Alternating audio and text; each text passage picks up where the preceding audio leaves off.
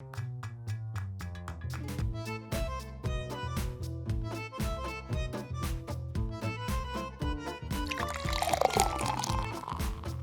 bonjour à tous, j'espère que vous allez bien. Bienvenue dans la nouvelle saison du Bistrot... Enfin, la nouvelle saison. La nouvelle chronique. Parce que saison, on s'en fout un petit peu. Du Bistrot Ludique, l'émission qui vous parle d'actualité ludique, mais surtout, eh bien, tout ça dans un calme très élyséen. Et dans la joie et la bonne humeur. Aujourd'hui, une nouvelle personne, mais qu'on connaît déjà, parce que c'est quand même notre pote qui ouvre les portes du bistrot. Il s'agit de Tatiana, de Girl.game, la Belgique, que vous pouvez suivre sur Instagram, Facebook, Twitter et YouTube. J'avais oublié le plus important, c'est YouTube. Comment ça va, Tatiana? Ça va grave bien, je suis contente qu'on se retrouve, ça fait des mois en fait. Ah, c'est vrai, hein. Oh là là, le temps il passe trop vite, c'est chaud. En plus, on a repris le boulot, on est dégoûté. Et celui qui est le plus assidu, eh bien, c'est notre cher Wookie Raph, qui est venu sans son Wookie d'ailleurs aujourd'hui. C'est bizarre, il n'est pas à côté. Non, il est en train de dormir, on va pas le déranger. Ah, le pauvre. Et qu'on rappelle bien évidemment, Geek Level 60 pour le blog, et rédacteur aussi chez Ravage. Comment ça va depuis le temps cet été? Non, on ne s'est pas eu cet été. Non, je suis vu cet été, mais pas en dire. Oui, ça va très Oui, bien. Voilà, oui, pendant l'émission, on ne s'est pas vu, mais sinon, tous les jours à peu près, on se raconte des conneries. C'est ça. Voilà, donc ça ne change pas. Aujourd'hui, dans ce bistrot ludique, on voulait vous parler d'un truc qui s'est passé quand même cet été, mais on ne s'est pas retrouvé, alors c'était tout à fait normal d'en parler maintenant avec du retard. La crise sanitaire qui a donné, bien évidemment, des problèmes à de nombreuses industries, mais on va se focaliser plus précisément sur les projets participatifs, et notamment Kickstarter.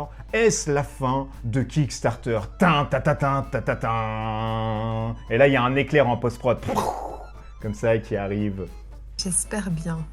Ça va être un peu compliqué, je pense que je vais pas le faire. Donc, il vous a fait le bruitage, c'est très bien déjà. Donc pourquoi la fin? Alors c'est vrai que... Je te vends en DLC à côté, s'il te plaît. C'est ça. En Tipeee. Si vous êtes donateur de Tipeee, je vous mettrai le bruitage, sinon ça ne marchera pas du tout. Non, pourquoi on vous met ce petit titre aussi un tout petit peu putaclic? C'est pour la simple et bonne raison que là, ça flambe un tout petit peu sur les frais d'envoi, ça flambe aussi un peu partout.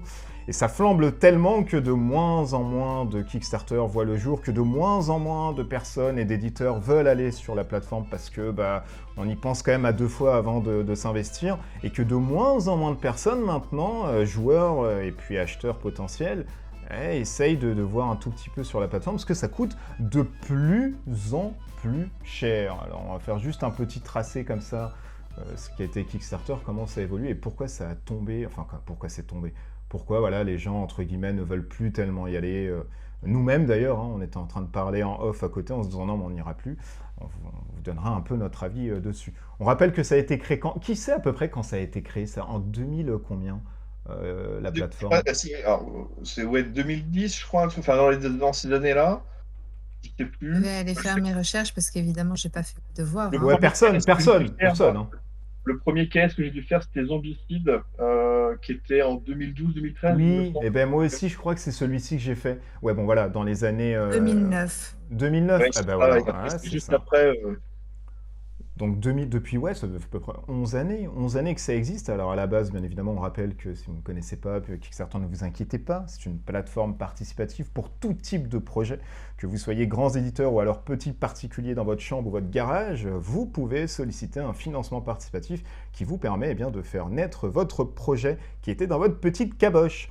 Et du coup, ça a tellement bien marché que les jeux de plateau se sont adonnés à cet exercice et qui a très bien marché aussi. On rappelle les scores pharaoniques de Gloomhaven, on rappelle les scores de malades de Kingdom Death Monster qui ont tapé de fou.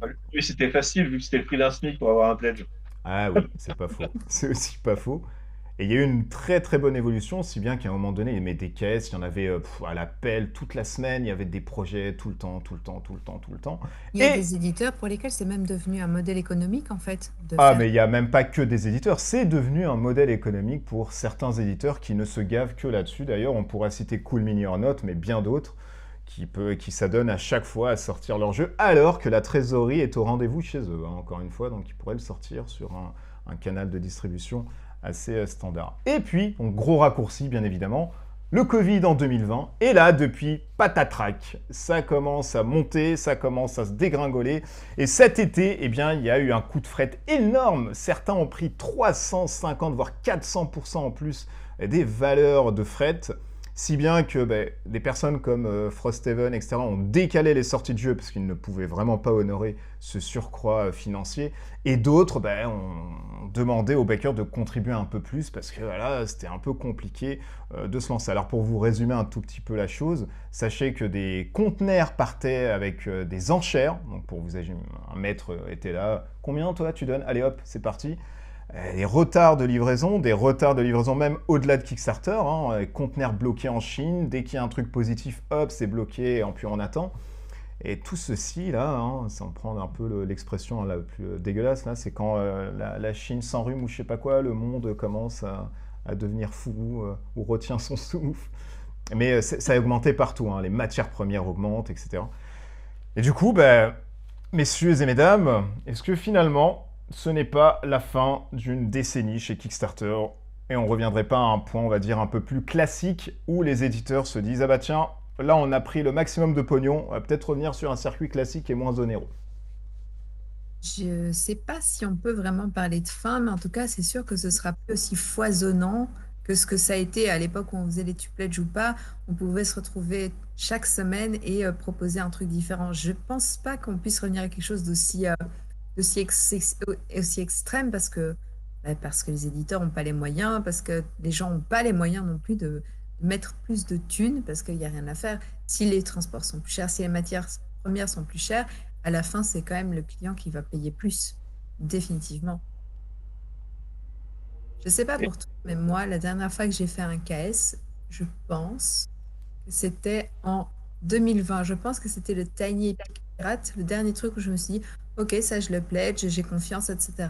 Et ensuite, il n'y a pas eu trop de projets qui m'avaient emballé. Et depuis, je me suis dit, mais en fait, non, il n'y a plus rien il y a plus rien qui me branche. Et en fait, surtout, j'ai peur de me prendre des frais de douane monstrueux parce qu'il y a ça aussi qui est entré en cause. Donc, j'ai pas envie des frais de douane, j'ai pas envie des retards, j'ai pas envie des prix qui explosent. Donc, en fait, aujourd'hui, moi qui étais une personne qui pledgeait quand même beaucoup, il y a plein de choses que je regarde et je fais, non, ça, j'y vais pas, en fait.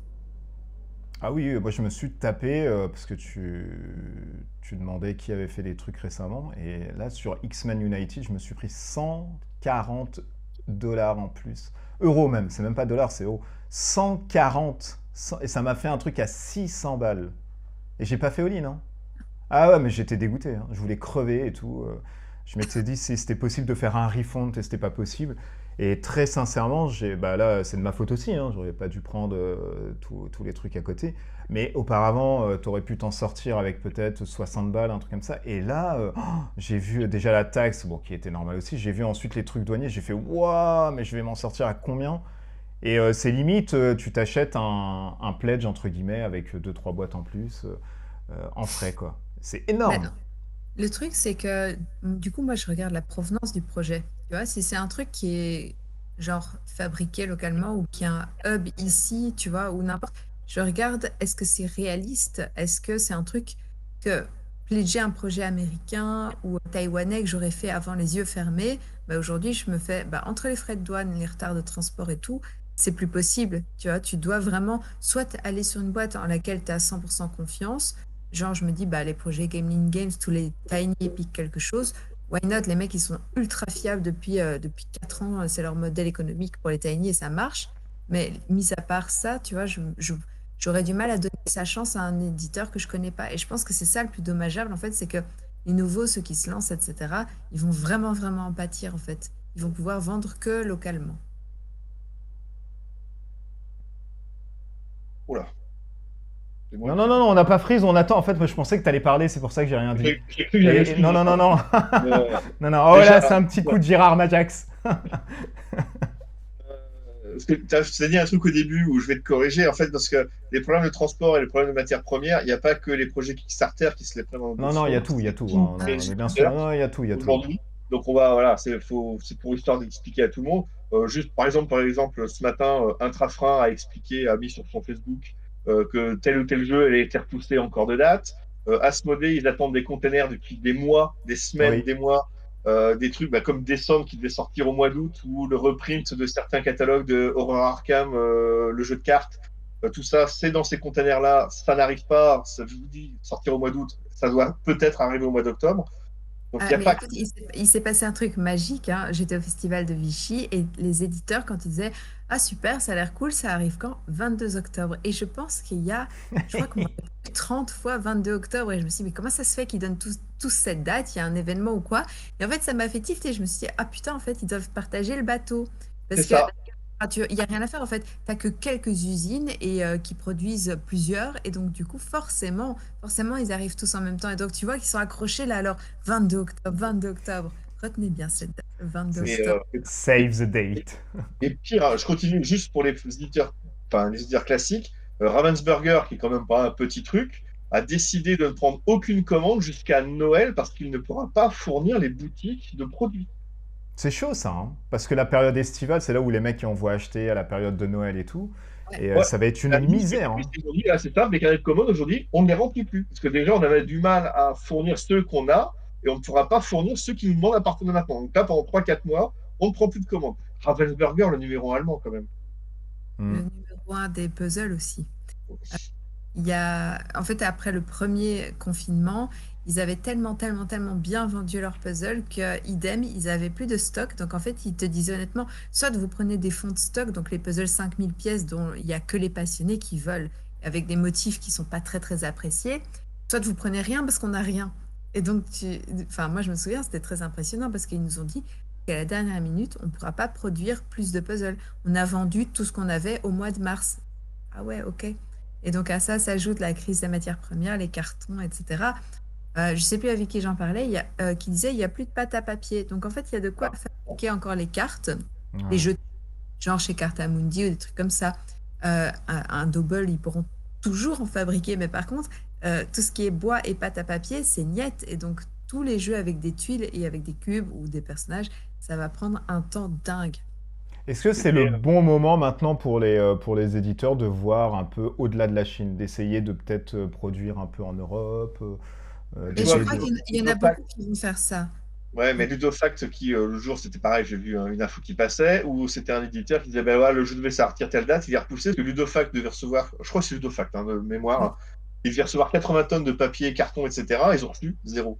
Ah, parce que ça vient de Oui, Chine. en fait, oui, mais c'est ça le problème, c'est que peu importe que tu relocalises ta fabrication ici en Europe, c'est une très bonne chose et je pense que c'est important pour le bilan carbone, mais le fait est que les matières premières, par contre, elles viendront quand même toujours pas d'Europe, tu vois, on n'a pas des forêts qui sont aussi vastes pour ce qui est exploitation, etc. Donc, du coup, ça risque quand même d'être un peu compliqué et aussi, par contre, tout ce qui va être moule, donc pour les mini, pour les figurines, il y a pas de société en Europe qui fasse des figurines de haute qualité comme celles qui sont attendues. Les backers enfin, ils sont quand même habitués à un certain niveau d'exigence et donc tu peux pas mettre un Descent avec des figurines qui n'ont pas Dieu, par exemple. Donc, T'as Raph qui Non. fait ça là. Il commence à mouliner de la Quand même, main. Quand il en mouline Europe, de il y a la quand même main. ouais, il y a quand même, alors je vais recadrer. Il y a quand même des fabricants de figurines en Europe, mais qui ne pourront jamais atteindre les quantités de production chinoises. on te parle de masse production là. Je te dis. Oui, oui, mais tu Et peux pas on, on dire a des- pourquoi on il n'y est a pas de d'accord. fabricant de figurines, parce que j'ai vu des éditeurs ou des trucs comme ça. Regarde, Pro Archon Studio, il fabrique en Europe ses figurines. Le dernier Kickstarter qu'il a fait sur les mails de l'univers, c'est de la fabrication, il fait ça. J'ai les figurines série limitée qui sont sorties là, les premières avant de faire leur KS. Elles sont magnifiques, c'est vraiment superbe, c'est beau travail. Mais effectivement, tu peux pas t'amuser à faire de la grosse production. En fait, tu as ces usines-là qui existent en Europe, mais elles n'ont pas la capacité d'avoir des volumes chinois, enfin de production comme peut avoir la Chine. Bah, écoute, tu fabriques un Descent, tu le fais à, je sais pas moi, 15-20 000 unités, rien que pour la Oui, France. oui, Tu as bouché ton usine pour l'année. oui, c'est ça, on est d'accord. Le truc, Mais en fait, c'est que je dis pas qu'il n'y a pas de savoir-faire en Europe, c'est pas du tout ça que je dis, au contraire. Mais le truc, c'est qu'il y a un coût qui est significativement différent quand tu vas en Chine, par exemple. Et aussi, bah, il y a une habitude, ça fait tellement longtemps que tout a été délocalisé et produit en masse là-bas, que maintenant, ils ont des machines plus performantes, ils ont des machines qui sont capables d'engranger beaucoup plus de quantité, etc. Donc, c'est pas qu'ils sont alors, meilleurs, sont moins chers. Plus les le- usines de fabrication de figurines en Chine, je le sais parce que j'ai des contacts. En fait, actuellement, ils ont que 3 ou 4 jours d'électricité par semaine pour travailler. Oh là là là là là. Ouais, c'est la misère. Et alors, quand t'as un gars qui te dit dans les usines là-bas, bah, en fait, on a que 3 ou 4 jours d'électricité d'usine pour bosser, tu fais non, c'est une blague, il fait bah non. Voilà. Donc, subitement, pas, et ils ont pas d'électricité, donc bah, ils disent bah, aux gens, bah, rentrez chez vous, on peut rien faire aujourd'hui. Ouais, donc on se retrouve avec à la fois un impératif qui est écologique, puisque évidemment, il n'y a rien à faire. Tu fais faire 10 000 kilomètres à ton jeu, le bilan est quand même assez lourd, mais tu as aussi un impact économique certain, enfin, tu vois, et tu te dis, mais ouais, ok, les transports sont quand même délirants. Le prix d'un conteneur, c'est passé de 3 000 $ à 21 000, mais ça reste quand même toujours moins cher de produire en Chine que de faire ça en Europe. C'est quand même. Parce qu'en plus, il n'y a pas de place ici. Chez Ludofact, tu vas, tu leur téléphones et tu dis, j'aimerais bien faire imprimer mon jeu. Et ils te font, oui, oui, il n'y a pas de souci. On vous le fait imprimer pour 2023. Si tu prends un rendez-vous aujourd'hui pour faire imprimer un truc, c'est Ça, dans un ils ont pas. qui sera Ouais, sorti. c'est ça. Et est-ce qu'on paye pas un peu la dépendance chinoise qu'on a eue depuis des années et des années maintenant et qu'on n'a pas pu un tout petit peu s'émanciper, voir un peu ailleurs en enlevant ses œillères, en disant ouais, ok, c'est moins cher là-bas, mais peut-être que s'il y a un problème, on est dans la merde plus tard. Je pense que oui, parce que tu regardes les éditeurs qui font, tu sais, qui font leurs petits jeux, genre Jeux au plat, ils produisent qu'en France, etc. Ils ont leur circuit, c'est des clients aussi privilégiés de ces circuits-là, parce que comme ils ont toujours produit que là, ben forcément, ils vont avoir un peu, pas des passe-droits, tu vois, mais ça va être plus facile pour eux parce qu'ils connaissent bien, parce qu'ils ont une logistique, etc. Et donc, forcément, tous les autres qui commencent à paniquer en disant, ah, en fait, on ferait pas en Europe, ben oui, mais c'est un peu tard, quoi. Il y a plus assez de demandes, donc plus assez de fabricants, donc ça va être embouteillage de toute façon. Soit embouteillage en Chine parce qu'il n'y a plus de conteneurs, soit embouteillage en Europe parce qu'il n'y a plus de matières premières et qu'il n'y a pas assez de place, en fait. Pas assez de débit de production. Bah, il y a toujours Carta Mundi, hein, mais bon, ça change rien. C'est pas. C'est là-dessus. Et effectivement, pour revenir sur le Kickstarter, effectivement, c'est ajouté donc les problèmes de transport actuellement qui sont complètement aléatoires. On l'a bien vu avec Assassin's Creed qui a mis 6 mois, je crois, à réussir à mettre ses containers sur un bateau. Oui, chez Triton Noir. D'ailleurs, il s'est chopé, je sais pas combien de fret en plus. Lui, il Alors, l'avait lui, en énoncé fait, sur c'est pas- Facebook. je peux te le dire parce que j'ai suivi l'affaire, hein, je viens de recevoir mon pledge. Quand il a fait le KS et donc le devis qu'il avait pour ses 9 containers, parce qu'il avait super bien expliqué son truc, c'était 35 000 $. Et là, il a eu les factures finales entre les containers qu'il a pu envoyer un peu plus tôt aux États-Unis, en Asie, etc. Sa facture finale dépasse les 235 000 $. Oh là Euh, là. donc, il prenait, je crois, plus de 100 000 $ à ses frais. Les autres 100 000 $, il les a répartis sur toutes les boîtes. Donc, aussi bien les boîtes qu'il va vendre aussi en boutique, là, qui vont arriver. Bon, moi, je m'en plains pas, hein, parce que j'avais pris un all-in, donc à 300 et quelques dollars canadiens. J'ai eu, je crois, 20 € de surplus supplémentaire pour recevoir ma boîte de jeu au niveau des frais de port. Vu la qualité du jeu et tout le reste, franchement, il a super bien géré. Franchement, là-dessus, je le félicite parce que c'était pas évident et il a très bien géré là-dessus. Donc, Le problème, c'est qu'on ne peut pas leur en vouloir. Au ah moment ben où non. ils calculent leur budget en faisant une tranche de camembert dédiée uniquement au transport. Et si le transport fait x7 pendant l'année de leur production, enfin, je veux dire, il n'y a personne qui peut dire oui, mais il faut être prévoyant. C'est impossible de prévoir un truc pareil. Mais jamais dans aucun univers parallèle, tu peux dire oui, oui, voilà, c'est ce qui va arriver. En fait, on va faire x7 sur notre transport. Parce qu'ils se laissent forcément une marge et un peu une espèce de tampon financier pour absorber ce genre de choc. Mais là, à ce point-là, Non, c'est mais gigantesque. personne s'est laissé, même les plus grands, les Coolmini en note et tout, personne s'est laissé un x7 ou x8 dans la tête. C'est toujours à la limite un x3, x4 en se disant on sait jamais, machin. Mais ça ne Mhm. sera. Personne n'a anticipé un truc de malade. Ou alors il faut vraiment être un mad scientist chez lui et puis voir des trucs arriver. Mais c'est invraisemblable. Et on le ressent aussi déjà, là, bah, comme on l'a dit, hein, sur les Kickstarter qui se font de moins en moins. C'est pas non plus l'Eldorado comme avant. Les sorties de jeux aussi de moins en moins. Avant, on avait quand même des gros trucs. Là, on voit qu'il y a un bon ralentissement. Je cherchais un mot féminin, mais je trouvais pas. Alors du coup, j'ai dû dire ralentissement. Vous avez peut-être vu l'incohérence dans les yeux, le petit choc à ballonne. Mais du coup, non, c'est compliqué, hein. Est-ce qu'on, finalement, au-delà de, en poussant un peu plus et en ayant une vision un peu plus large que KS, est-ce que c'est pas le jeu de société qui va commencer, bam, à mettre les freins d'un coup parce que bah, forcément, à suivre derrière, c'est compliqué, quoi. Et ce qui est étonnant, c'est que tu vois qu'à contrario, par exemple, dans le jeu de rôle, il n'y a pas ce problème-là parce qu'il y a beaucoup de financement participatif où les gens achètent la contrepartie digitale et donc du coup l'impriment eux-mêmes, quitte à ce que ce soit une qualité papier dégueu, tu vois, mais t'as pas l'impression en jeu de rôle qu'ils subissent le même problème. Aussi parce que eux, il faut imprimer beaucoup dans les pays de l'Est, tu vois, donc tu as genre des grosses imprimeries, je sais pas si c'est en Lituanie ou quelque chose comme ça, mais donc forcément, bah, t'as pas le problème de coût de transport. Tu as toujours le problème, évidemment, de tout ce qui va être matière première. Mais par contre, tu fais venir les trucs en camion. Tu n'as pas besoin de bateau, tu n'as pas besoin de conteneurs, tu n'as besoin de rien. Et aussi, bah voilà, toute une partie se fait aussi en digital.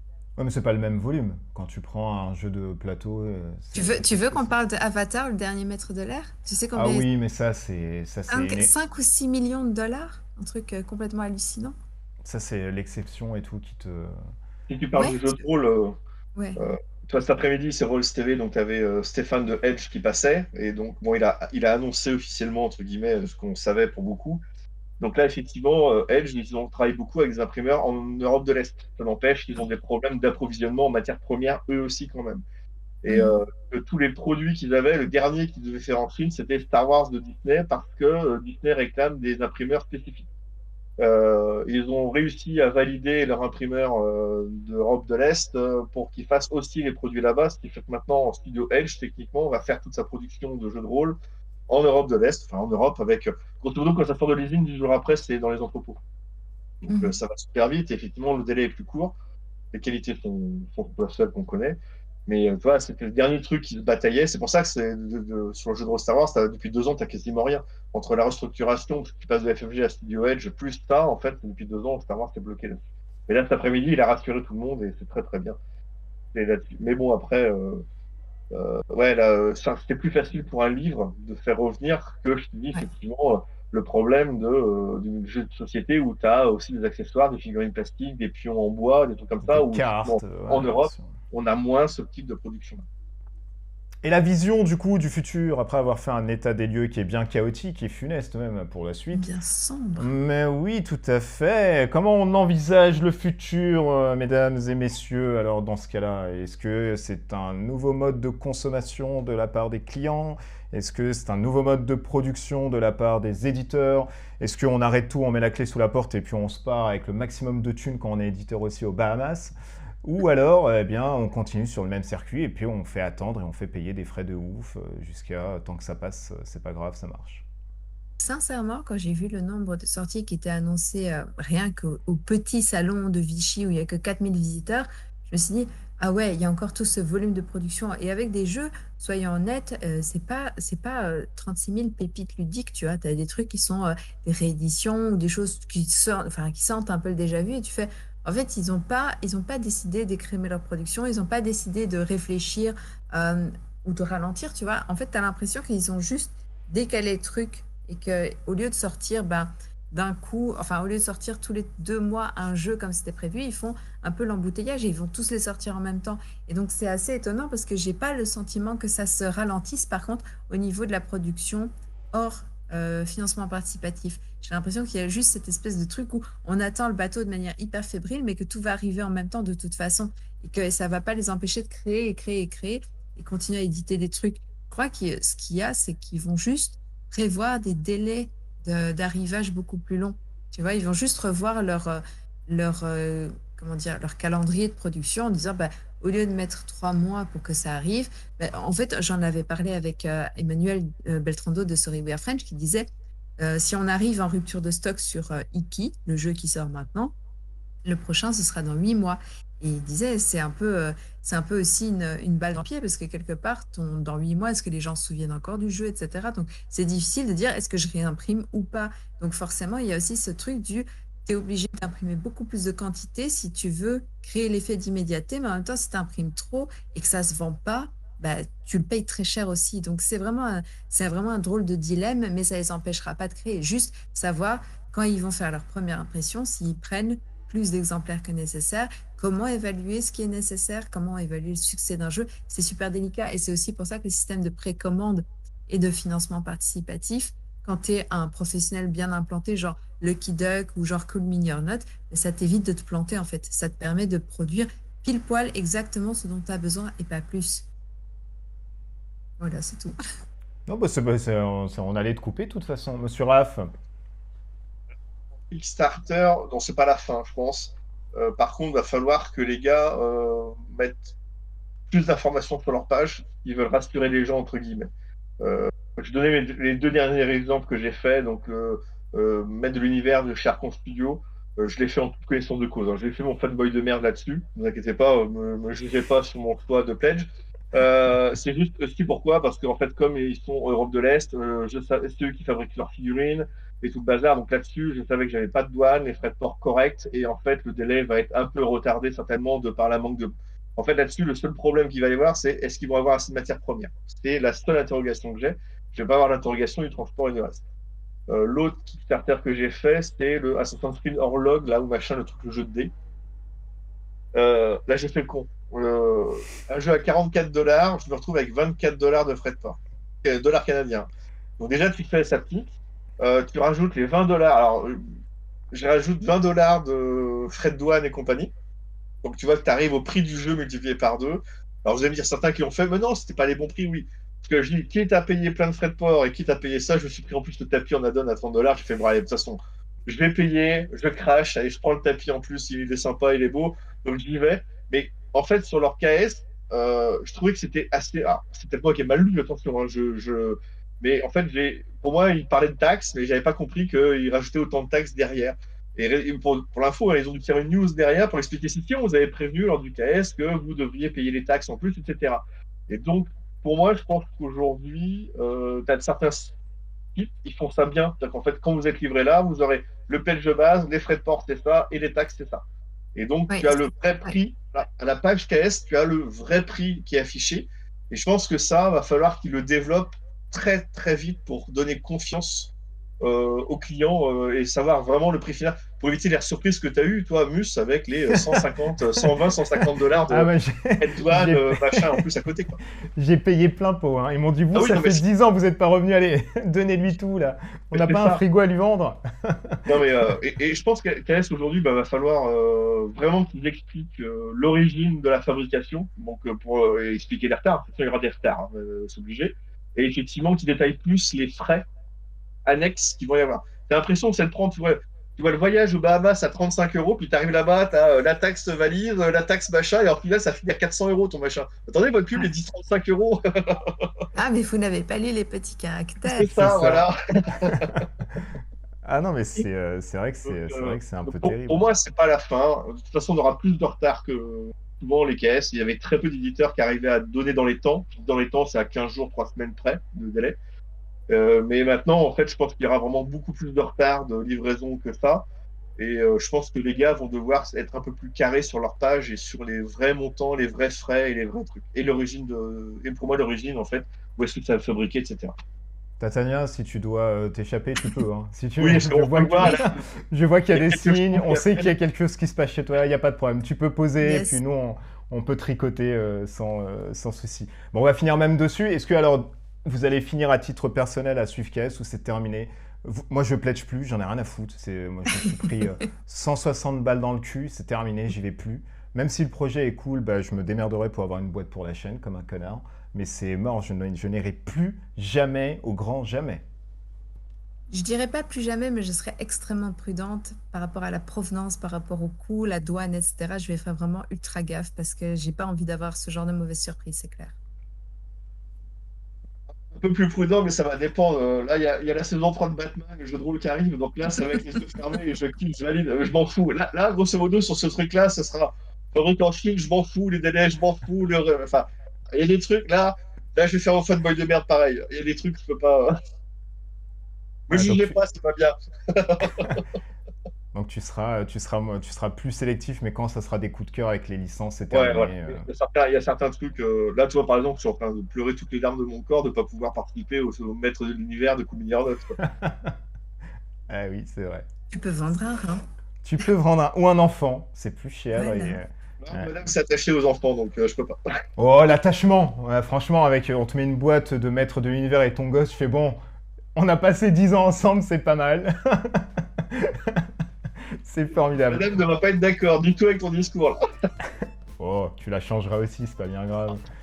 Allez, on finira dessus parce que Tatiana doit partir et puis voilà, on a fait un peu le tour de la chose. Mettez en commentaire, vous, ce que vous pensez de tout ça. Est-ce que c'est la fin des KS pour vous? Est-ce que c'est un nouveau mode de consommation des joueurs qui se fera par la suite? Parce que, comme l'a dit Tatiana, de moins en moins de boîtes perçues, etc. Il faudra attendre 8-9 mois. Est-ce que vous allez pouvoir attendre? Est-ce que la hype ne sera pas passée? Est-ce que l'envie ne sera pas aussi passée? Ça sera peut-être l'idée d'un autre bistrot ludique. On remercie bien évidemment Tatiana Girl.Games qui repassera maintenant sur le bistrot Yes. Attends, je trouve. La chaîne YouTube Girl.Games. Je suis très fatigué, j'ai pas mangé. Je me suis fait un tourne d'eau, mais il est encore au frais, donc il va falloir que je le cuisine là pour le terminer. Girl.Games, Instagram, tu dois être à combien? Parce que tu nous as dit t'es pas encore à 10 000, donc allez suivre. Elle a à 10 000 abonnés bientôt. Ça va être le monteur, le compteur temps. Et puis Twitter, et puis je sais pas quoi, c'est tout. TikTok, Ouais, et puis t'as TikTok, TikTok aussi, c'est vrai. Tu sais que je vais me mettre sur TikTok aussi, apparemment ça marche bien. T'as Il y a bien de la- raison. Ouais, Ouais. c'est très marrant. Et il y a de la thune. Non mais je vais pour la thune. Apparemment il y a de la thune à Ah, se faire aussi. Peut-être, mais moi je sais pas, je suis encore trop nulle en TikTok, donc je C'est saurais pas vrai. dire. Ah, je vais y aller, je vais faire des conneries et tout à l'université, ça va peut-être faire rire les gens. Et merci bien évidemment à Raph de Geek Level 60 où vous allez pouvoir retrouver des articles sur le blog, mais aussi chez Ravage si vous aimez le support écrit et digital. Merci bien, jeune homme. Ah, je pensais que t'avais frisé, j'ai fait, oh, c'est pas vrai. Oh Non, l'enfoiré, non, non, ça je fait peux pas 30 minutes, cuisiner, y a rien. Ouais, je sais, je suis en campagne, mais bon, j'ai une connexion à peu près correcte. Ah non, là c'était très bien ce soir, il n'y a eu pas de problème. D'ailleurs, c'est parce qu'on n'avait pas les recettes ludiques qu'il n'y a pas eu de problème. D'ici là, portez-vous bien, des bisous partout, et puis à bientôt, ciao ciao.